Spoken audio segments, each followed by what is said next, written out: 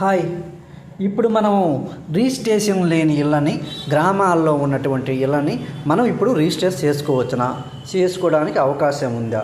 మనం జనరల్గా చూసినట్లయితే జీవో నెంబర్ 361 ఎవరైతే గ్రామాల్లో మన పూర్వీకుల నుంచి లేక ఎప్పుడో కట్టిన ఇల్లు వాటికి రిజిస్ట్రేషన్ ఉండదు. కానీ జీవో నెంబర్ 361 ప్రకారం మనము దానిని రిజిస్టర్ చేసుకోవచ్చు. ఈ పాసిబిలిటీ ఉంది. ఆంధ్రప్రదేశ్ గవర్నమెంట్ ప్రస్తుతం వాటిని రిజిస్టర్ చేస్తుంది.